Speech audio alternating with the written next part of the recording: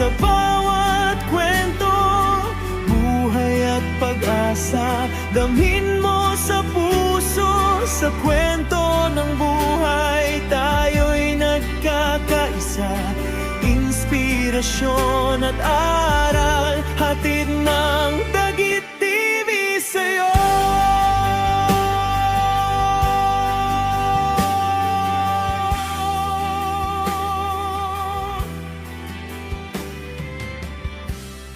Lo, sige na po. Kunin niyo na po tong ice cream na to.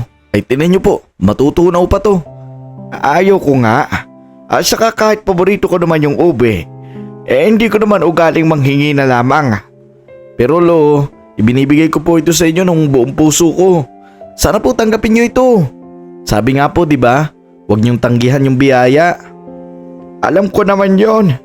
Ang kaso nga lang nahihiya lang din naman ako sa'yo. Wala po yung anuman lo. Simula po ngayon, magkaibigan na tayo. At saka, alam ko po, gustong gusto niyo na matikman ulit yung ube na ice cream. At bilang isang nagtitinda ng ice cream, bilang isang mamang sorbetero, gusto ko pong ibalik sa inyo yung kabataan nyo. Lalo na po ngayon sa kalagayan nyo. Alam ko po lo, hindi tayo pantay ng kalagayan. Pulubi kayo at ako naman, nakakapagtrabaho ng maayos. Kaya sana po, pagbigyan niyo po kung matupad yung pangarap nyo na matikman ulit yung ice cream na gusto nyo. Ay, napakakulit mo talagang banata ka. Ano bang flavor na itong ibinibigay mo sa akin? Ube yan. Yan po yung paborito nyo, hindi po ba? Yung ube? Alam kong paborito ko ang ube. Nahihiya talaga ako sa'yo. Tanggapin nyo na po yan. Ay siya, sige. Tatanggapin ko ito. Maraming salamat sa'yo. Sa susunod, sigurado akong bibigyan kita ng kapalit sa mga ginagawa mong kabutihan. Pailang araw mo na rin kasi pabalik-balik dito para magbigay ng ice cream. Saka paano mo naman nalaman na paborito ko ang ubing ice cream? Marami lang po nagsasabi sa akin. Yung mga bata, kinukwentuhan nyo daw po ng mga dati nung bata pa kayo. At sinabi nila sa akin na gustong gusto nyo daw po yung ube na ice cream. Kaya yan po, bilang isang sorbetero, gusto ko pong kahit paano matugunan ko kung ano yung mga gusto nyo. Alam ko po, hindi tayo magkakilala at hindi tayo magkaano-ano. Pero sa loob-loob ko, gusto kong tumulong. Kahit yun lang po, magawa ko. Maraming salamat sa iyo, Iyo. Pagpalaing karuan ng Panginoon. Sa isang simpleng kalsada sa probinsya, may kwentong hindi napapansin, lalo na ng karamihan. Isang matandang pulubi at isang binatang nagtitinda ng ice cream. Walang camera crew, walang nakatingin, pero araw-araw may nangyayaring palitan.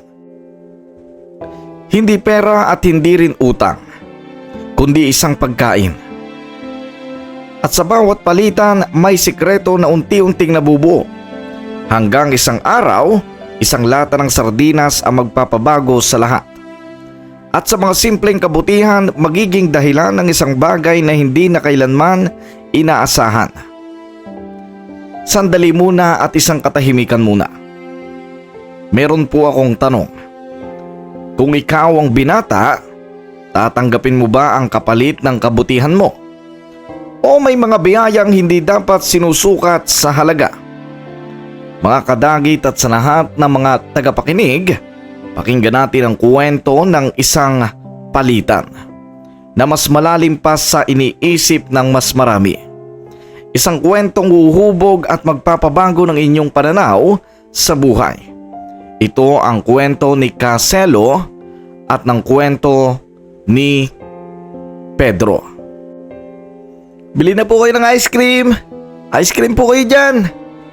Kuya, baka gusto mong ice cream, mainit oh. Sige na po, bili na po kayo. Ate, baka gusto niyo po ng ice cream, bili na po kayo sa akin. Nay, bili na po kayo ng ice cream. Mr. Dagit, ako nga po pala si Pedro.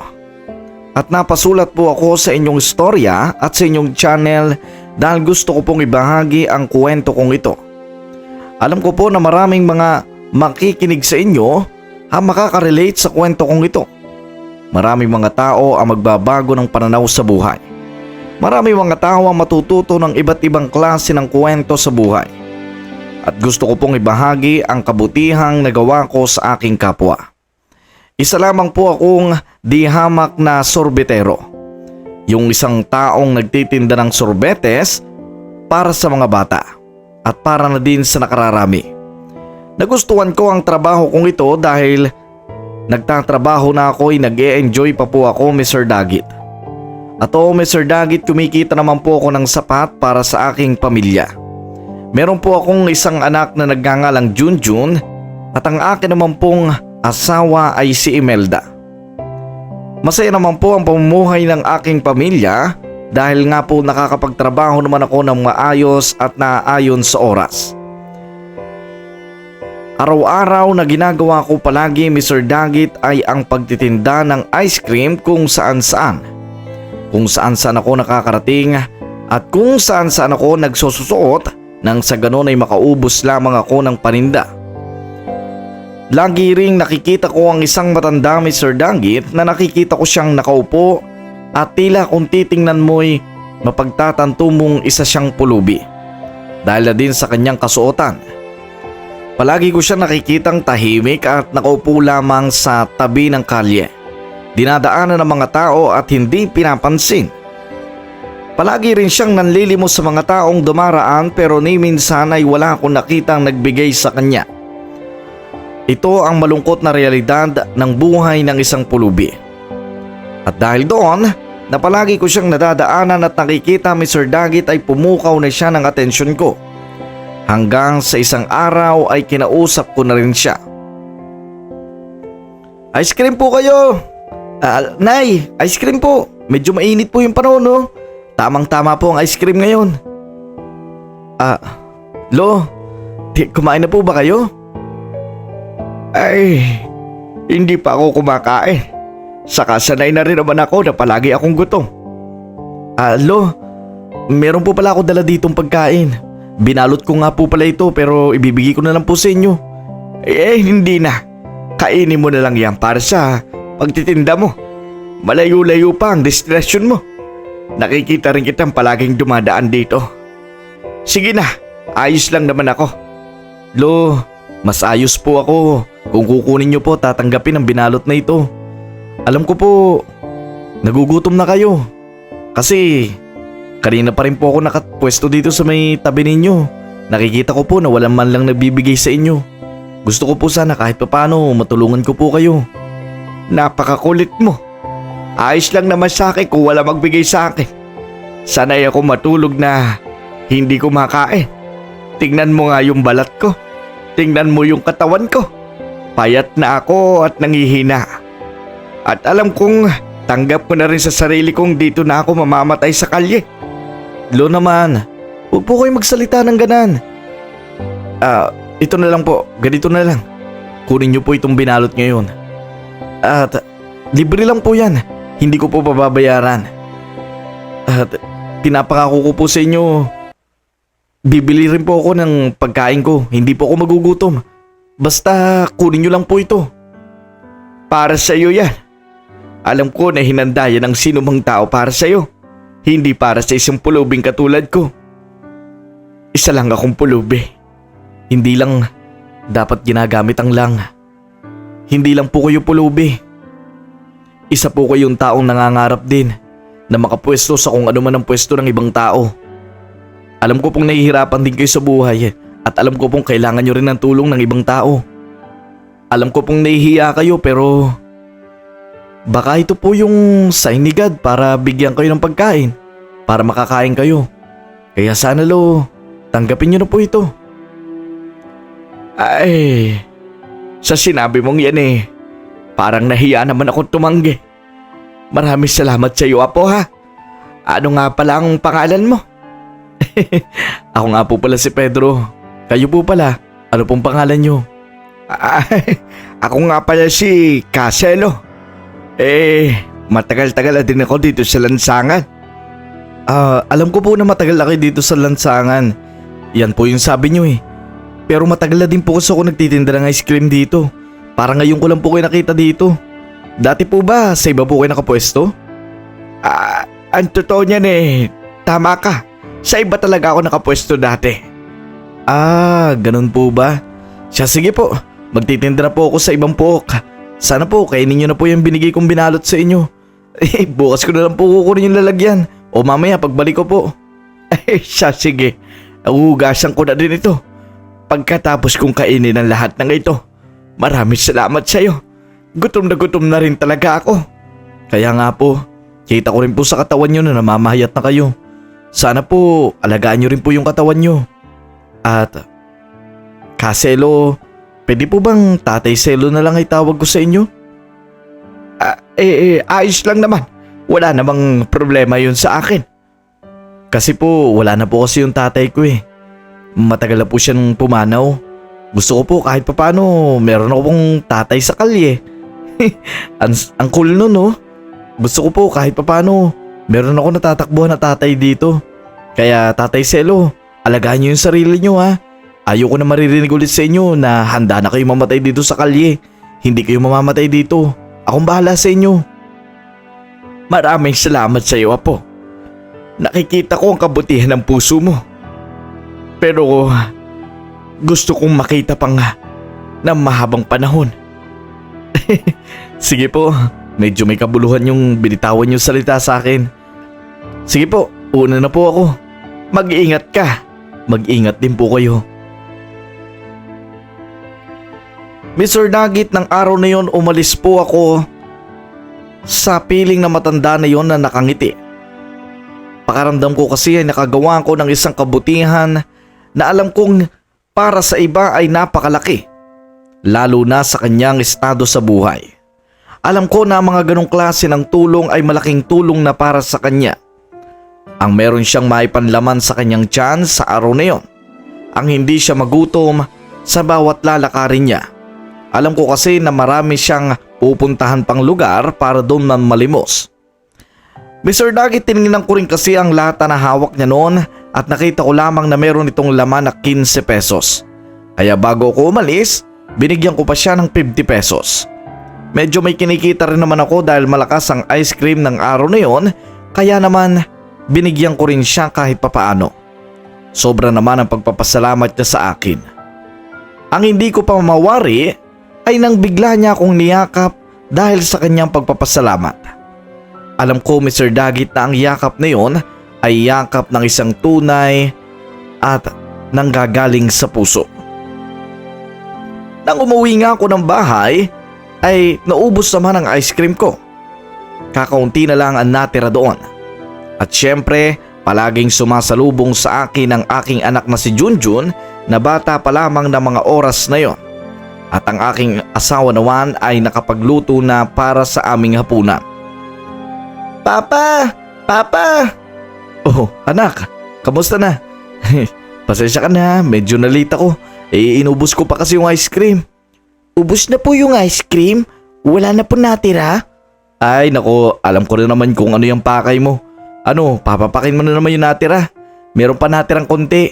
Anak, hindi naman palaging pagkakauwi ko, kukunin mo yung mga natitira natin. Baka naman mamaya magkasakit ka niyan.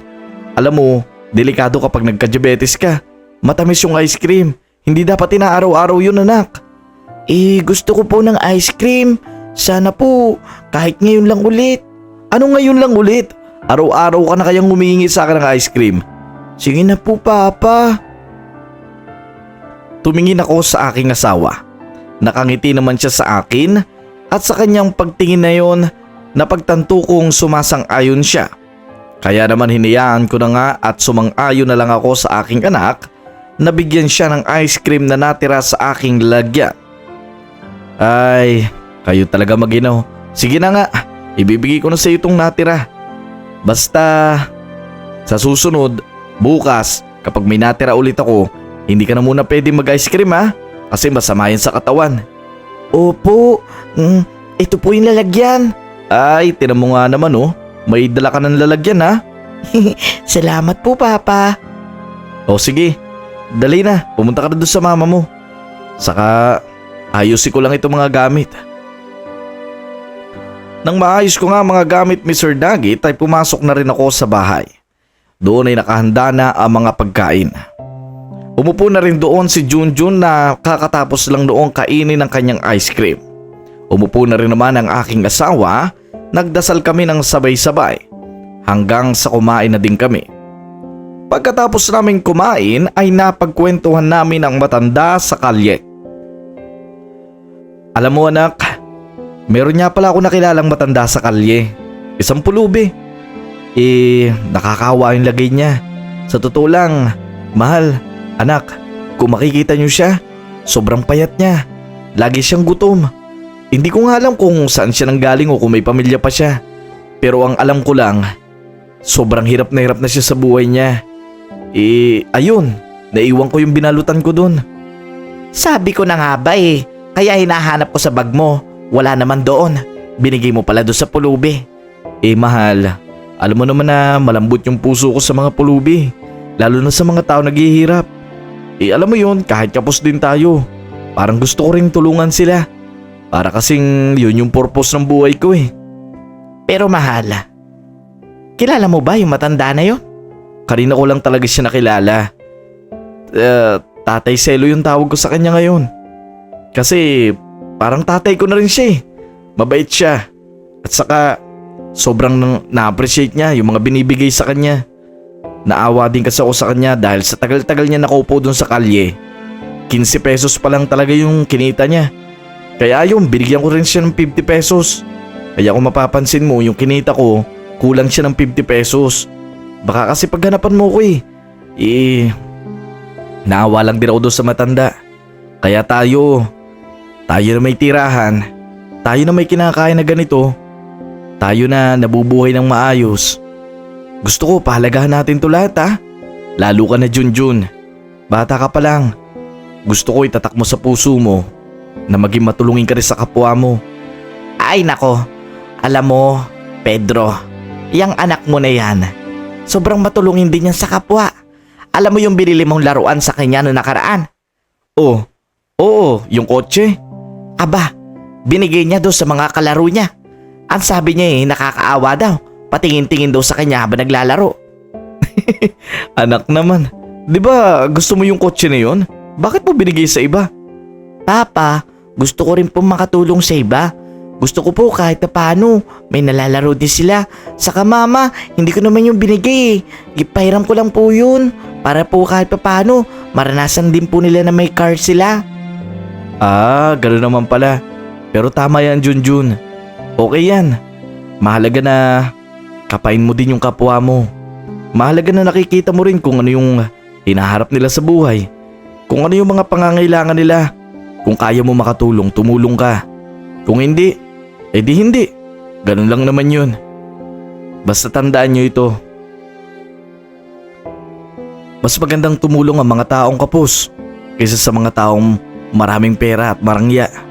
Dahil ang mga taong kapos, yung mga isusubo pa lang nila sa bibig nila, itinutulong na nila. Pero yung mga mararangya, barya lang nila yung tinutulong nila sa mahihirap.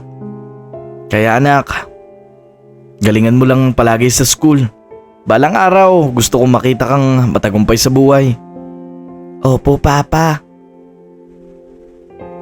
Natapos nga ang aming pagkain ngayon ng masaya. Nagpahinga na rin ako at natulog sa aking kwarto. Habang nakahiga ako noon ay nakatanaw lang ako sa kalangitan. Iniisip ko pa rin ang matanda na yon. Iniisip ko na nasaan kaya siya ngayon at ano kaya ang kalagayan niya. Iniisip ko kung okay lang ba siya, kung wala bang taong nananakit sa kanya o kung kumain na ba siya sa mga oras na ito. Kaya naman, na mga araw na yun Mr. Dagit, lalo akong naging determinado na magtinda ng ice cream. Kasi syempre kapag nagtitinda ako ng ice cream sa kalye, magkakatagpo at magkakatagpo kami. Parehas lang kasi ng lugar ang aming dinadaanan Mr. Dagit. Parehas lang ang lugar na aming tinatambayan. Kung saan ako nagtitinda ng ice cream ay doon din naman siya namamalimos. Kaya naman determinado akong magtinda palagi. Kinabukasan niya ay maaga na nga akong gumising at inayos ko na ulit ang aking cart at inayos ang ice cream. Matagal-tagal din ang proseso ng paggawa nito. Lalo na ang pagpapatigas at pagpapalamig nito. Siyempre kinakailangan ito ng maraming asin. At doon Mr. Dagit, pagkatapos ko na mag-prepare ay pumunta na rin po ako sa kalye at doon ay nagtinda. Tanghali na noon at masikat na masikat ang araw. Maraming mga bata at matatandang bumibili sa akin. At sa araw na yon, pansin ko na mas mabilis mauubos ang ice cream ko ngayon dahil sa sobrang daming mga parokyanong bumibili sa akin. Wala rin kasing pasok noon Mr. Dagit, linggo, kaya ang lahat ng tao ay nasa sa kanilang mga bahay. Nanandoon na nga ako sa spot kung saan lagi ko nakikita ang matanda, ay nakita ko nga siya doon na nakaupo. Dating gawi, may hawak siyang isang lata at namamalimos sa mga dumadaan. Tatay Selo, kamusta po? Marami na po ba kayo napamalimos? Ay, ikaw pala. Nalinis ko na yung binalot mo. Pasalamat nga pala ulit ah. O ito na. Salamat ulit sa pagkain. Nilinis nyo po pala. Maraming salamat din po. Saka, ayos po ba yung pamamalimos nyo ngayon? Ganun naman palagi. Wala pa rin nagbibigay. Malungkot pong marinig yan. Pero hayaan nyo po. May dala na po ako ngayong pagkain para sa inyo. Ano? May dala kang pagkain para sa akin? Opo, ang totoo po niyan, kinuwento po kita sa asawa at anak ko. Sabi ko sa kanila, bibigyan ko ng pagkain kayo. Kaya may binalot ako, may binalot din kayo. Gusto ko pong ibigay ito sa inyo. Teka lang po, kukunin ko lang po. Tinan mo ito talagang binatang ito. Ano bang pumapasok sa isip mo? Palagi mo ako tinutulungan. Hindi naman tayo magkaano-ano, hindi ba? Dahil gusto ko pong tumulong. Hindi ka naman po iba sa akin. Oo, hindi tayo magkadugo. Pero parehas tayong tao. Parehas tayong mamamayan na gustong makaraos sa buhay. Kaya sige po, kainin nyo na po yan. Aalis na po ako ito nga po pala yung 50. Namamalimos po kayo, hindi ba? Tanggapin nyo po yan. Teka lang. Sige na po, magtitinda na po ako. Mr. Dagit ng araw na yon, nakangiti ulit ako na umalis doon. Ang matanda naman, nakatingin lang sa akin at kita ko sa kanyang mata ang lungkot at saya. Mr. Dagit, sa totoo lang ay talagang nag-enjoy ako sa pagtulong sa matanda na yon. Palagi ako nang pupunta doon upang tulungan siya. Araw-araw, nandoon ako para bigyan siya ng isang binalot. Hanggang sa dumating ang araw na may isang batang nakapagsabi sa akin na sila daw ang palaging katambayan ng matanda. Isang batang pulubi. Lagi niyo pong binibigyan ng pagkain yung matanda doon. Nakikita po namin. Oo nga. Kilala niyo ba siya? Opo, siya po si Tatay Selo. Mabait po siya. Sa totoo lang po, yung tinitinda niyo pong ice cream, paborito niya po yung ice cream na ube. Ice cream na ube? Paano niyo naman nasabi na paborito niya yung ice cream na ube? Sabi niya po, nung bata pa lang siya, paborito niya daw po yan. Hindi ko alam yun di sana pala binibigyan ko din siya ng ice cream, no? Binibigyan ko kasi siya ng pagkain kasi kawawa naman. Saka kayo, mga pulubi din kayo, hindi ba? Nasaan ang mga pamilya niyo? May pamilya naman po ako, pero nakatira po kami sa tulay. Si kay Tatay Selo po, hindi po namin alam kung nasaan ang pamilya niya. Kapag tinatanong po namin siya, hindi po siya sumasagot. Ganun ba? Sa tingin ko, may kailangan akong gawin. Saglit lang. Doon ay agad akong pumunta sa isa kong kakilala na may-ari ng bakery shop. Iniwan ko kagad ang batang pulubi doon at nagpasalamat ako sa kanya at binigyan ko siya ng barya. Gusto ko kasing malaman kung bakit at nasaan ang pamilya ni Tatay Selo para nagkameron ako ng misyon ng araw na yon. Pre, kilala mo ba yung matanda na nandyan lagi sa kalye? Yung mapayat, yung namamalimos palagi? Oo, yung matanda dyan. Tatay Selo yata daw ang pangalan nun. Oo, Tatay Selo nga. Pero may alam ka ba tungkol sa kanya? Kasi nakausap ko yung mga bata. Hindi rin nila alam kung saan siya nanggaling at kung nasaan ang pamilya niya. Hindi ko rin alam pre kung nasaan ang pamilya niya. Wala rin akong alam kung sino yan si Tatay Selo. Basta ang alam ko lang nakikita ko rin siya dyan. Basta na lang siya lumitaw dyan eh. Hindi ko rin alam kung saan siya nang galing. Ganun ba pre? Maraming salamat ha. Nagtanong ako noon sa aking kaibigan na yon dahil alam kong siya ang mas maraming kakilala mga pulubi. Mahilig din kasi siyang tumulong sa mga pulubing nandoon sa aming lugar. Kaya naman lalong lumakas ang kuryosidad ko sa sarili ko. Sino kaya si Tatay Selo? At sino kaya ang kanyang pamilya? Naisip ko rin noon na baka may sakit siya sa pag-iisip. Kaya naman sa sumunod na araw, nang ako ay magtitinda na ulit ng ice cream, isang misyon ang kailangan kong gawin. Kausapin siya at alamin kung sino talaga siya. Tatay Selo! Tatay Selo! Oh, kamusta po yung pamamalimos nyo? Ay, ikaw pala ulit. Ito pala yung binalutan. Kamusta po yung pamamalimos nyo, Tatay Selo? Ayos naman. Sa totoo lang nagpapasalamat talaga ako sa iyo. At saka may ibibigay pala ako sa iyo. May ibibigay po? Ano po yun? Ito mga dilata na ito. Dilata po. Para saan po yan? Nasimot ko lang ito dyan sa may basurahan. Mukhang ayos pa naman at hindi pa expired. Ikaw na lang ang tumingin. Pero bakit nyo pa ibibigyan sa akin? Di ba po mas kailangan nyo yan kasi hindi pa po kayo kumakain? May dala nga po akong pagkain para sa inyo eh.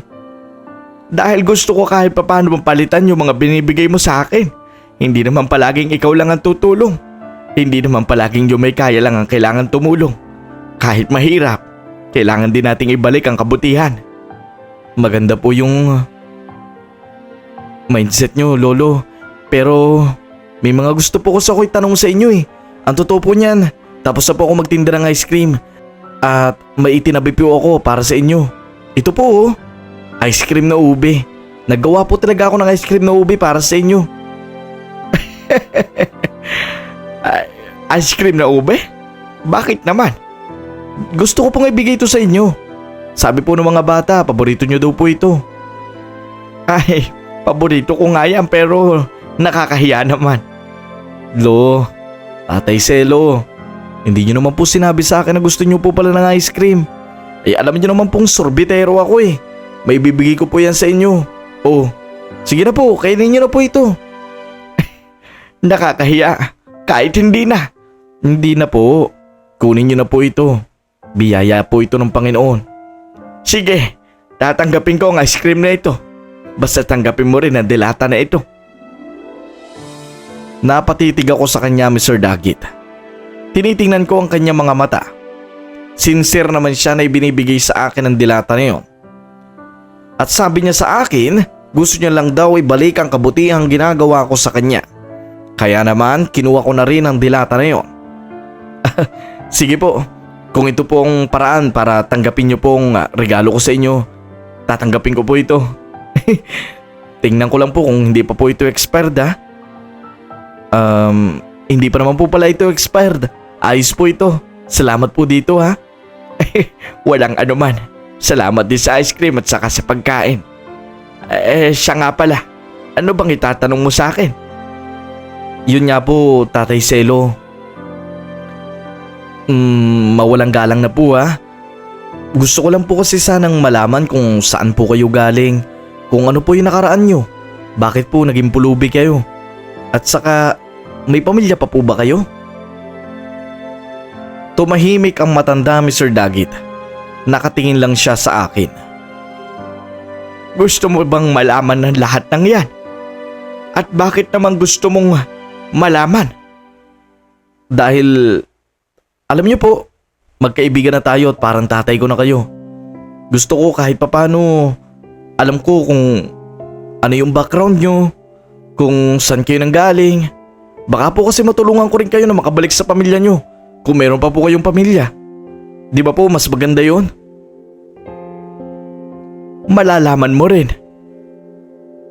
At hindi yun dapat sabihin niya yun. Ano po? Malalaman ko rin at hindi yun dapat sabihin niya yun? Tama ka.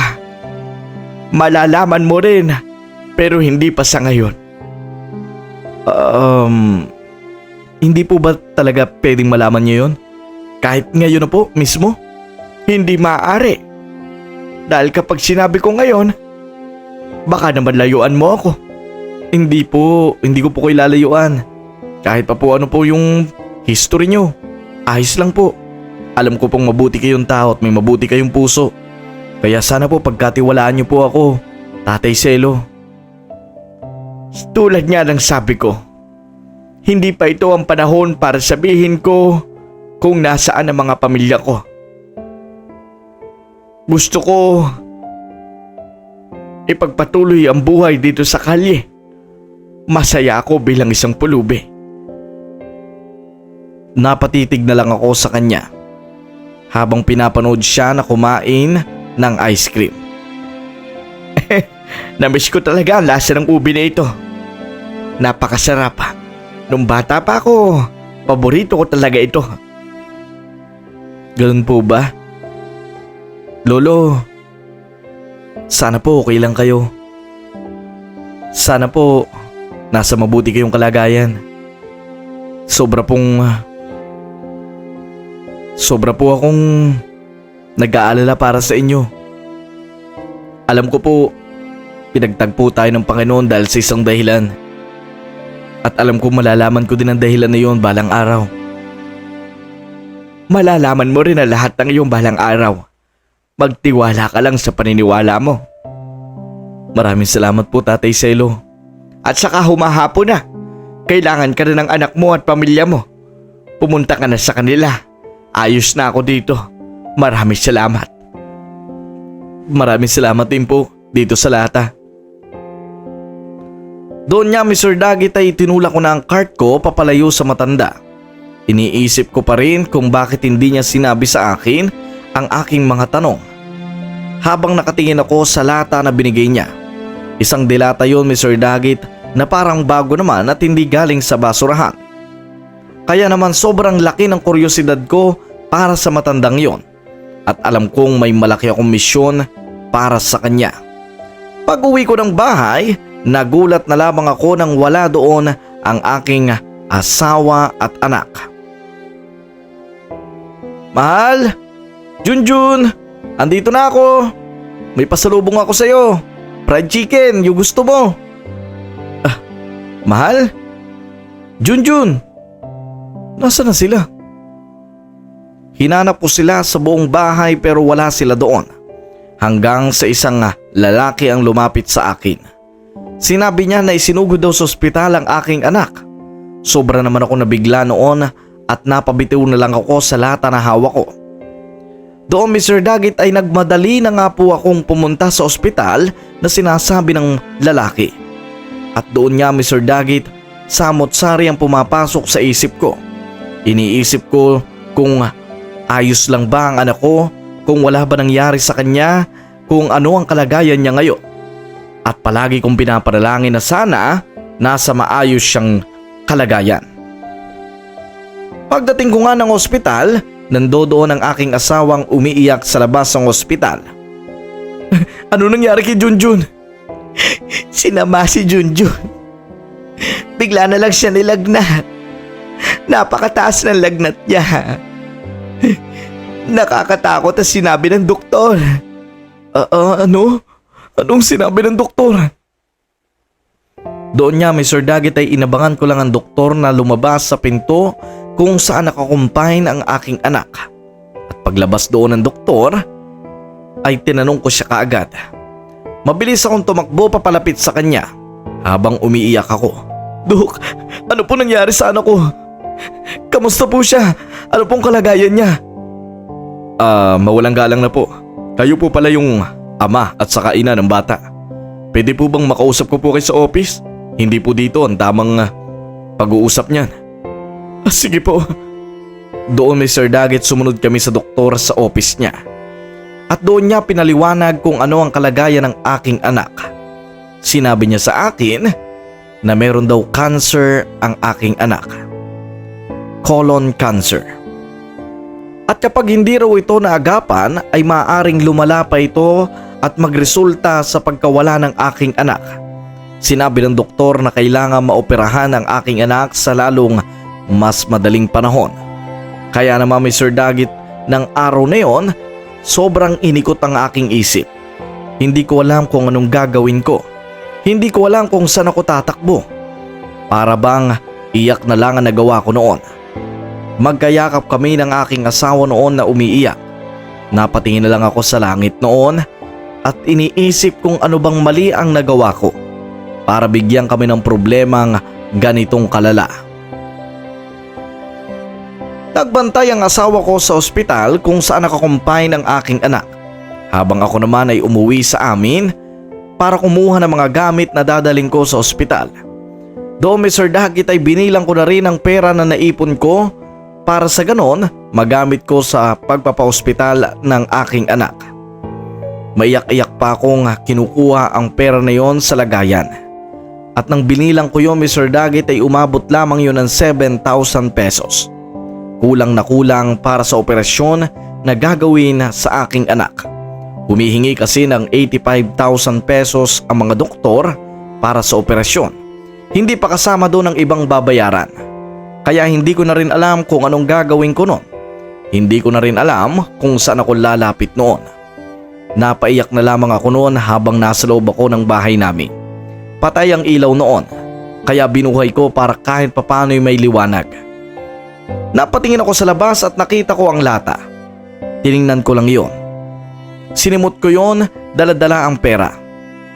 Mr. Dagit, dahil sa gusto ko makapagtipid noon sa pera, nilakad ko na lang papuntang ospital. Napaiyak na lamang ako noon at napaupo sa kalye habang umiiyak. Ang hindi ko napansin Mr. Dagit, nang gabing yon, napatigil pala ako at napatambay sa kung saan laging nakatambay ang matanda. Kaya naman tiningnan ko kaagad kung nandoon ang matanda. Pero sa naging gulat ko, wala ang matanda doon na inaasahan kong doon siya natutulog. Hindi pala siya doon natutulog. Nakita ko rin ang mga batang pulubing nandoon. Mga bata, nasan si Tatay Selo? Di ba dito siya nakapwesto? Hindi po namin alam. Ang totoo po niyan, kada umaga lang po hanggang hapon namin siya nakikita dito sa kalye. Nawawala po siya sa gabi. Nawawala sa gabi? Bakit? Doon Mr. Dagit, lumaki ang kuryosidad sa aking isip. Pero hindi ko rin maitanggi ang pag-aalala sa aking anak. Kaya naman naupo na lamang ako nun sa kalye habang tinitingnan ang pwesto kung saan palaging nakatambay ang matanda. Pero wala doon ang matanda. Ako lamang mag-isa doon. Umiiyak, tinitingnan ang dilata at pati na rin ang pera na naipon kong alam kong wala ring patutunga. Alam ko na kung dadaling ko sa ospital yon, paniguradong ubos agad yon sa kung anuman ang gagawin ng mga doktor sa aking anak. Medyo mahal talaga kasi ang bills sa ospital. Wala na ako nagawa nun Mr. Dagit kundi ang magdasal at tumingin sa langit. Habang ako ay nagdadasal, mga makailang oras lamang habang ako'y nakaupo doon, may biglang tumapik sa likod ko. Sa tapik na yon Mr. Dagit, medyo mahinahon lang ang tapik na yon. Hindi ko siya agad na hinarap. Umiiyak kasi ako noon. Bakit nangyayari to sa akin? Siguro'y panahon na para ako naman ang tumulong sa'yo. Napatingin ako sa likod ko Mr. Dagit. Lolo Selo? Tatay Selo? Ano pong ginagawa niyo dito? Saka bakit po ganyan yung suot niyo? Nakatoksedo po kayo. At saka marami po kayong mga guard. Ito na ang panahon para ako naman ang tumulong sa'yo.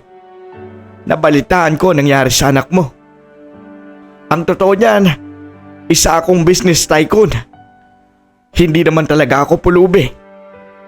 At lahat ng ginawa kong yun, experiment lang para humanap ng taong karapat-dapat tulungan. Napatulala na lamang ako at napaiyak sabay yakap sa matanda. Tatay Selo, salamat po. Iyak lang ako ng iyak no, Mr. Dagit. Habang pinapatahan naman ako ni Tatay Selo. Huwag ka mag-alala. Gagaling ang iyong anak dahil sa kabutihan mong ginawa. Doon nga, Mr. Dagit, na pagtanto ko na kung bakit hindi sinasagot ng matanda ang mga tanong ko noon sa kanya. Dahil pala hindi niya pwedeng sabihin kung saan siya nanggaling. Dahil siya pala ay isang makapangyarihang tao at hindi naman talaga siya isang pulubi. Isa siyang isang mayamang tao na nagmamay-ari ng malalaking negosyo dito sa Pilipinas. Nakita ko rin kasi ang kanyang sasakyan na napakagara at napakarami niyang mga guard na nakapaligid sa kanya. Pinasakay niya ako sa kanyang van at pinuntahan ang ospital kung nasa saan ang aking anak. Doon, binayaran niya lahat ng bills at sinabi sa doktor na lahat ay gawin nila para gumaling ang aking anak. Napaiyak na lamang kaming mag-asawa. At doon napagtanto namin kung ano ang ginawa kong kabutihan. Ito na pala ngayon, bumalik na sa akin. Nagulat din ako, Mr. Dagit, dahil ang matandang tinitingnan ko noon na pulubi ay ibang-iba ngayon sa mata ko. Para siyang isang makapangyarihang taong lumalakad sa harap ko. Hindi pa nga ako makatingin sa kanya ng diretsyo ng araw na yon dahil sobrang nahihiya ako. Huwag kang mahiya sa akin. Diba sabi mo, ako ang tatay mo. Eh di ngayon, magsisilbing tatay mo nga ako. Ikaw ang magmamana ng isa sa mga negosyo ko. Isa sa mga malalaki kong negosyo. Ang totoo niyan, naghahanap talaga ako na mapaglilipatan ng pangalan ng isa kong negosyo. At siya magmamay-ari. At dahil sa experiment na ginawa ko at sa mga taong tumulong sa akin, nagawa kong makahanap ng taong may mabuting puso. At ikaw yun, Pedro. Ikaw yun. Doon, Mr. Dagit, yumakap ako sa kanya. At sa yakap na yun na pala magbabago ng buhay ko. Pinabuksan niya din sa akin ang dilata. Alam ko na hindi mo binuksan ang dilata na yan dahil nagulat ka nang kinalabit kita. Nakalagay kasi dyan na you win 1 million pesos. Ang totoo dyan ay bibigyan din kita ng pera. Hindi mo kasi binubuksan eh. Sabi ko sa iyo, ulamin mo, hindi ba? Eh di sana hindi ka nagulat sa kung ano man ang nakita mo kanina. Kaya nga po, Lolo, hindi ko po kasi talaga binuksan eh. Naisip ko po kasi parang normal lang po na dilata. Salamat po dahil nandyan po kayo. Salamat dahil tinulungan yung anak ko. Hindi ko talaga alam kung saan ako pupunta kung hindi kayo dumating. Maraming salamat po, Tatay Selo. Walang anuman.